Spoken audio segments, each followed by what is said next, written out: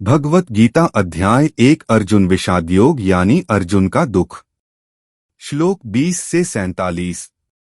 अर्जुन का सैन्य परीक्षण, गांडीव की विशेषता। संजय बोले, हे राजन। इसके बाद कपिध्वज अर्जुन ने मोर्चा बांधकर डटे हुए धृतराष्ट्र संबंधियों को देखकर उस शस्त्र चलने की तैयारी के समय धनुष उठाकर ऋषिकेश श्री कृष्ण महाराज से यह वचन कहा, हे अच्युत, मेरे रथ को दोनों सेनाओं के बीच में खड़ा कीजिए, और जब तक कि मैं युद्ध क्षेत्र में डटे हुए युद्ध के अभिलाषी इन विपक्षी योद्धाओं को भली प्रकार देख न लूं कि इस युद्धरूप व्यापार में मुझे किन किन के साथ युद्ध करना योग्य है, तब तक उसे खड़ा रखिए। दुर्बुद्धि दुर्योधन का युद्ध में हित चाहने वाले जो ये राजा लोग इस सेना में आए हैं, इन युद्ध करने वालों को मैं देखूंगा।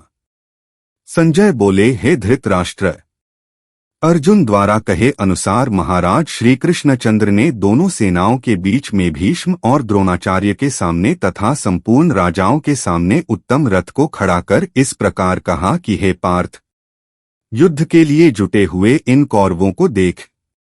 इसके बाद पृथापुत्र अर्जुन ने उन दोनों ही सेनाओं में स्थित ताऊ चाचों को, दादों परदादों को, गुरुओं को, मामाओं को, भाइयों को, पुत्रों को, पौत्रों को तथा मित्रों को, ससुरों को और सुहृदों को भी देखा।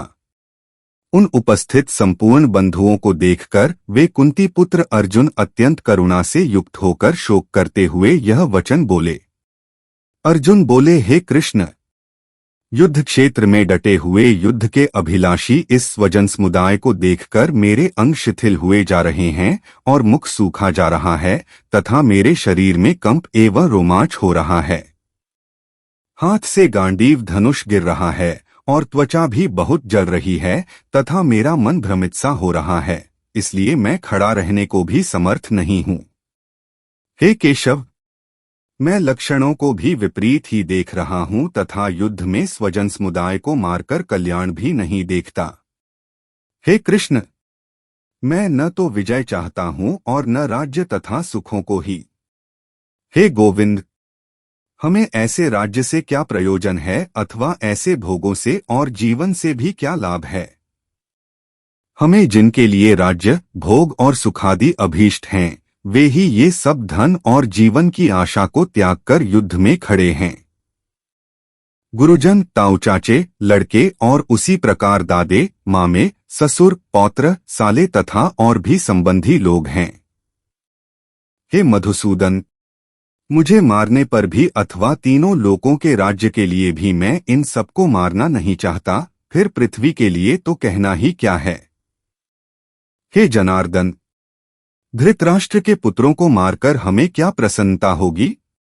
इन आत्ताइयों को मारकर तो हमें पाप ही लगेगा।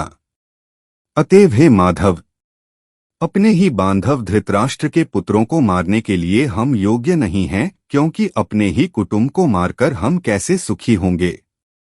यद्यपि लोभ से भ्रष्टचित्त हुए ये लोग कुल के नाश से उत्पन्न दोष को और मित्रों से विरोध करने में पाप को नहीं देखते, तो भी हे जनार्दन, कुल के नाश से उत्पन्न दोष को जानने वाले हम लोगों को इस पाप से हटने के लिए क्यों नहीं विचार करना चाहिए।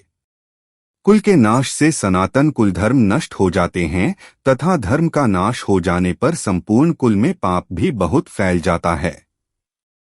हे कृष्ण, पाप के अधिक बढ़ जाने से कुल की स्त्रियां अत्यंत दूषित हो जाती हैं, और हे वार्ष्णेय, स्त्रियों के दूषित हो जाने पर वर्णसंकर उत्पन्न होता है। वर्णसंकर यानी समाज के नियम का विरोध कुलघातियों को और कुल को नरक में ले जाने के लिए ही होता है।